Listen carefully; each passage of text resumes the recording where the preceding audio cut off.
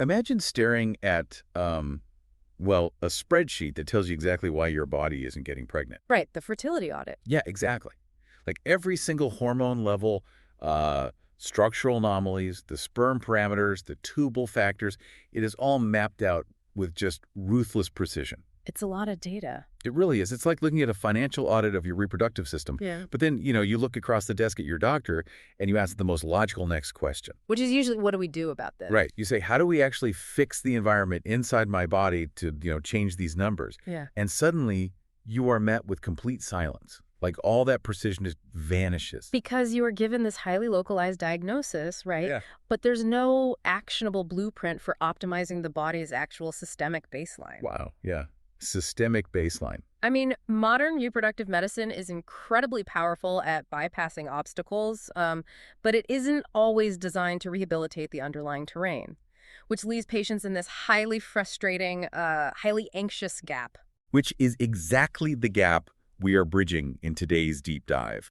We are exploring the clinical integration of customized Chinese herbal medicine into modern fertility treatment. Specifically looking at the protocols utilized by the Berkeley Center. Exactly. But before we get into the actual biological mechanisms Yeah. of how these herbs change the cellular environment, okay, let's unpack this because there is a massive caveat we have to establish on day one. Yeah, we really need to draw a very hard line here. Herbal medicine is, it is never a substitute for a reproductive endocrinologist. Right. No skipping the doctor. Never. It does not replace a semen analysis. It doesn't stand in for ultrasound imaging. And it absolutely does not replace assisted reproductive technology like, IVF or IUI when those interventions are medically indicated. So we are definitely not talking about, like, abandoning science for some mystical cure. Far from it. We are talking about a strictly complementary, integrative approach. Complementary. Right. The objective of Chinese herbal medicine in this context is to address the systemic physiological patterns that are suppressing reproductive function. It is a highly focused adjunct to an integrative plan. So it runs, like, right alongside it. Exactly, running parallel to the fertility testing, the ovarian stimulation, the embryo transfers, all of it. So if these herbs aren't replacing the heavy medical lifting, how are they functioning alongside the Western protocols?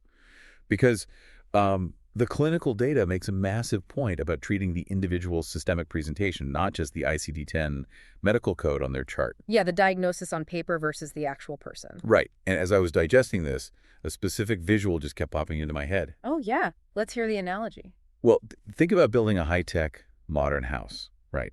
If IVF or IUI is the heavy machinery like the cranes, the concrete pourers, the bulldozers, actually constructing the structural walls of a pregnancy, Okay, I follow. then customized herbal medicine is the intricate climate control system. It's the HVAC, the internal wiring, the insulation. I mean, the heavy machinery can force the walls up, but the climate control system ensures the environment inside that house is actually hospitable enough to sustain life. What's fascinating here is how perfectly that maps to the underlying physiology. Oh, really? Yeah, because in Western medicine, a structural diagnosis might look identical on paper for two different people. Right, the exact same code. Exactly. But their internal climate control needs could be completely biologically opposed. Give me an example of that, like how opposed? Well, take DOR, for example. Yeah. Diminished ovarian reserve.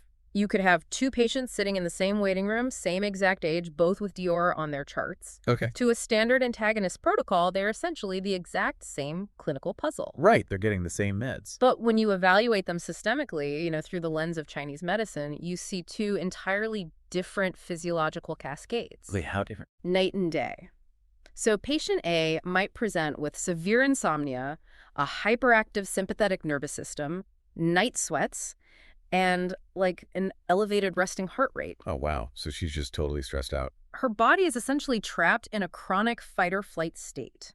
Cortisol is constantly shunting blood flow away from her reproductive organs and pushing it out toward her extremities. Because biologically, her body thinks it needs to outrun a predator, right? It's not trying to nurture a pregnancy. Precisely. Now look at patient B. Same DOR diagnosis, right? But she presents with chronic lethargy, sluggish digestion. She's feeling constantly cold, retaining fluid. Oh, so she's the complete opposite. Exactly. Her metabolism is essentially dialed down to conservation mode. So if you give both of these women the exact same quote-unquote fertility herb off a shelf, you're going to severely exacerbate one of their conditions. Man, because you're treating the chart, not the body. Right. Patient A needs adaptogenic herbs that downregulate the nervous system and act as vasodilators to push blood back to the ovaries. And patient B, She needs warming, metabolic stimulating herbs to increase cellular energy and improve digestive absorption. The formula is literally built around the individual's phenotype. what's wild to me is that those formulas aren't static. Like the targets are constantly moving depending on what phase of the medical journey you are actually on. Yes, the objectives have to shift based on the path you're taking. Right, because if a patient is trying for natural conception or, moving into an IUI cycle, the herbal focus is intensely directed at follicular development and cycle regulation. Because that entire strategy hinges on identifying and optimizing the natural fertile window. You're just trying to coax the body's endogenous hormones into a perfect, predictable rhythm. Exactly. But if you pivot to IVF preparation, the strategy has to completely invert. Right, it's not about natural timing anymore. Not at all. The objective shifts to supporting the ovaries as they are bombarded by exogenous stimulation medications. Which is a huge toll on the body. Yeah, huge. It becomes about mitigating the side effects of those meds, encouraging even follicular growth, and then crucially, helping the body metabolize and clear those massive hormone doses so you can actually recover before transfer. Wow, so you are shifting from trying to guide the body's natural rhythm to basically trying to support the body through a medically induced hyperstimulation. I mean, those require entirely different biological tools. Completely different tools. Which brings us to the core mechanism making all of this work, and that is timelines. Strict, unforgiving biological timelines. If you are going to change the cellular environment, you cannot ignore the biological clock of cellular development. No, you can't. You are battling the life cycle of the cells themselves. Right. Let's look at the endometrial lining for a second. Good example. For an embryo to implant, that uterine lining has to undergo very specific morphological changes. We constantly see patients whose cycles are canceled because their lining is, too thin or not trilaminar.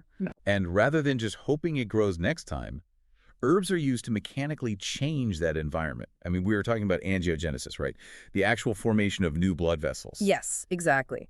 Certain herbal compounds physically relax the smooth muscle of the uterine arteries. Which opens everything up. Right. This vasodilation allows oxygen-rich, nutrient-dense blood to basically saturate the endometrial tissue. But the timing of that vasodilation is what's critical, right? The physiological demands of the follicular phase, where you are actively multiplying cells to build the lining, those are vastly different from the luteal phase. Vastly. Post-ovulation, the lining needs to stop growing and start secreting nutrients to become sticky and receptive. So if you give a patient a heavy blood-moving, proliferative herb during the luteal phase, you could theoretically disrupt the stability of that secretory lining. it's like you are forcing the body to keep building the house when it should be moving the furniture in. That is a critical error.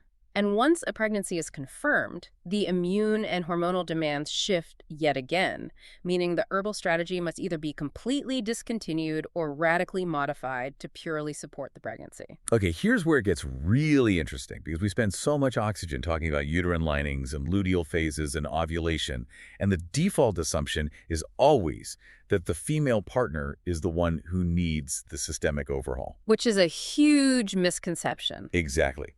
But male factor infertility makes up half of all cases. Half.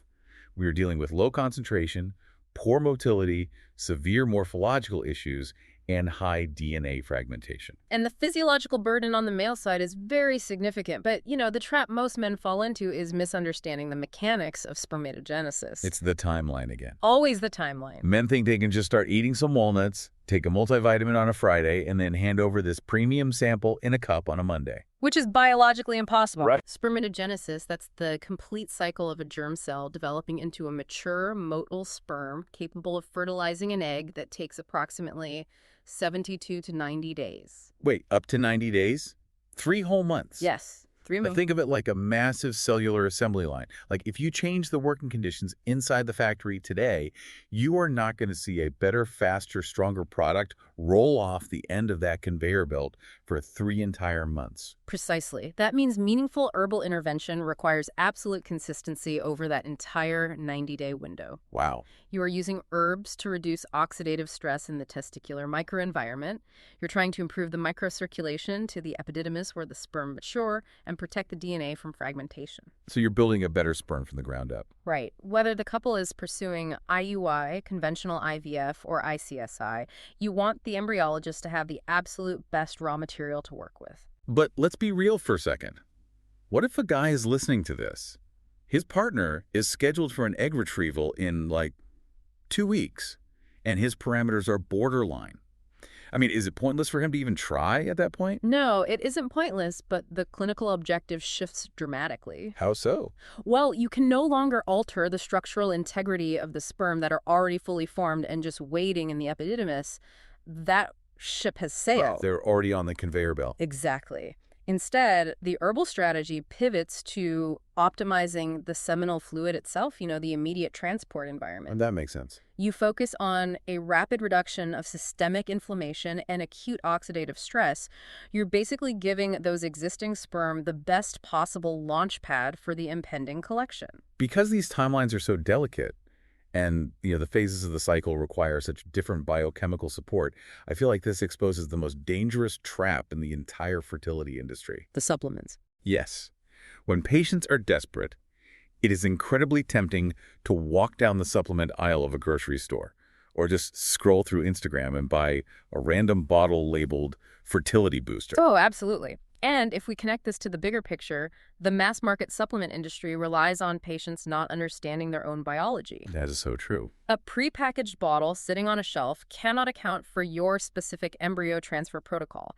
It doesn't know if you are doing a fresh transfer or a frozen transfer. It has no idea if your husband has high DNA fragmentation. Just have a nice label. Right. It simply makes broad, sweeping promises to balance hormones. But wait, if my reproductive endocrinologist has me on a massive dose of Lupron to intentionally shut down my pituitary gland, suppress my natural hormones, wouldn't taking an over-the-counter herb designed to quote-unquote balance my hormones just completely sabotage the medical cycle? That is the exact clinical conflict we warn against, constantly. Your RE has you on a highly specific, very potent protocol of downregulators and stimulants.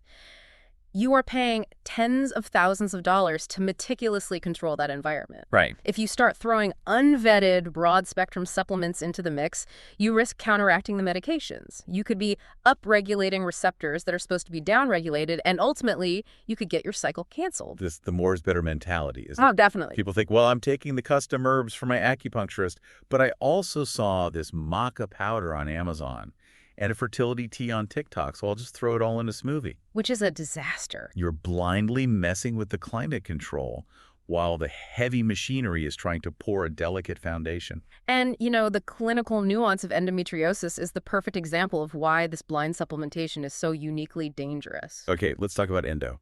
Endometriosis isn't just a structural issue of rogue tissue. It creates a highly toxic, inflammatory microenvironment in the pelvis. It actually alters the immune system, activating macrophages that can essentially attack sperm and degrade egg quality. So the instinct for a patient is, give me the absolute strongest anti-inflammatory endometriosis herb you have. Just clear it out. Yes, but timing is everything. Using a potent herbal formula to aggressively clear out that pelvic inflammation and modulate the immune system is fantastic, but only before an IVF cycle begins. Right, like prepping the soil. It helps clean up the environment. However, if you continue taking that same aggressive anti-inflammatory formula after an embryo transfer, you could completely destroy your chances of implantation. Wait, it destroys it? Because you actually need the inflammation. Yes, because a certain amount of localized inflammation is actually biologically required for an embryo to implant. That is wild. The embryo has to breach the lining. It has to cause a tiny localized inflammatory reaction to attach and trigger the blood supply to connect. So if you've been pounding anti-inflammatory teas... Exactly. If you have completely suppressed all inflammation with a broad-spectrum supplement, the embryo may not get the biochemical signaling it needs to hatch and invade the endometrium. Wow. Care must be individualized around the surgery, the hormone suppression, the stimulation phase, and the transfer itself. The objective completely flips at every single stage. That brings up a massive question about the actual lived reality of being in the trenches of IVF. Let's talk about the post-transfer window. The hardest part. You were in the dreaded 2-week wait. You were analyzing every single twinge. You want to do everything perfectly to make this embryo stick. Can a patient just search for, like, a post-transfer herbal remedy online to give them an edge? The protocols are remarkably stern on this point. There is no universal post-transfer herbal formula, period. Patients must completely ignore online forums giving advice on what to ingest after a transfer. So no pineapple core, no secret teas. None of it. During assisted reproductive treatment, the role of herbal medicine must be hyper-specific. A skilled clinician might use herbs extensively for 3 months to prep your egg quality. Okay. But the second you start ovarian stimulation, they might pause everything, just to let the synthetics do their job without any interference. That makes total sense. Other practitioners might use very subtle formulas alongside the stems to protect against hyperstimulation syndrome, but post-transfer, caution is the ultimate rule. Your hands off. You are dealing with a fragile microcellular event. You absolutely do not introduce a new biological variable based on a Reddit thread. So what does this all mean for you, the listener, who is probably exhausted by the spreadsheets and wants to actually pursue this integrative route safely? Like, what does a legitimate, coordinated consultation actually entail? Well, a proper consultation is basically a forensic audit of your reproductive history. A qualified practitioner is going to pull apart your entire medical file. They want to see everything. Everything. Yeah. They are reviewing the exact cadence of your menstrual history, analyzing the pathology of any prior losses, reading the actual operative notes from your laparoscopies. They're looking at the day-by-day ultrasound follicle counts and analyzing the semen analysis down to the liquefaction time. And they need the precise calendar of your IVF protocol, right? Down to the day. Yeah. Because the herbal prescription, whether it's administered as encapsulated powders, raw decoctions, or concentrated granules, it has to remain completely fluid. Right. If a patient is dealing with a thin lining and heavy clotting during menstruation, her strategy in week 1 is going to look completely different than her strategy in week 3 when she's preparing for a trigger shot. It really is bespoke medicine in the truest sense. I mean, the consistency of taking the herbs matters, but the flexibility of the practitioner to change the formula the exact moment your clinical picture changes, that is where the actual value lies. Absolutely. That adaptability is the hallmark of a practitioner who genuinely understands how to integrate thousands of years of systemic medicine with a modern embryology lab. Which is the most important takeaway we can leave you with today. There are absolutely no guarantees in reproductive medicine. I mean, no responsible clinician will ever promise you a live birth just because you drank a custom herbal decoction. No, of course not. But what this individualized systemic approach offers is a highly targeted way to rehabilitate your underlying biology. It optimizes the cellular canvas so that the incredibly expensive, highly advanced medical interventions have the greatest possible chance of success. You are basically giving the science the best possible environment to work within. Right. And if you are looking to explore this level of integrative customized care, the protocols we discussed today are pioneered by the Berkeley Center. They really are the gold standard for this. Yeah, they specialize in coordinating this exact type of physiological support right alongside major fertility clinics. You can dive into their methodology at www.berkeleycenter.com, or, to bypass the internet entirely and just speak to an expert, you can schedule a consultation by calling 212-685-0985. Reviewing the depth of these specific protocols raises an important question for me. Whoa, what's that? We noted earlier that different physiological stress responses, whether it's, hyperarousal and insomnia or complete metabolic lethargy, they require totally different herbal strategies just to shunt blood back to the reproductive organs. Right, because we are treating the body's reaction to the environment. Exactly. But think about the broader implication of that. If specialized herbal medicine is fundamentally required to alter how the human body absorbs, processes, and physically manifests stress just to make reproduction possible, Yeah. how much of the modern infertility epidemic is actually just our ancient biology reacting exactly as it should to the chronic, relentless, low-grade stress of the 21st century world? Wow. I mean, are our bodies just correctly interpreting the modern world as an entirely inhospitable climate to bring a child into? It really makes you wonder. Perhaps these targeted herbs aren't just treating a localized medical diagnosis. What are they doing then? Perhaps they're serving as a necessary biological buffer, protecting our ancient reproductive systems against an environment we were simply never meant to sustain. That is profound. Right. It brings us right back to the spreadsheet, doesn't it? You can have all the data in the world, and you can hire the heaviest machinery to force the house up. But if the soil is toxic, Right. If your internal climate control is registering a constant state of biological emergency, you have to address the environment first. right. Just something to chew on the next time you're sitting across from your doctor looking at the numbers.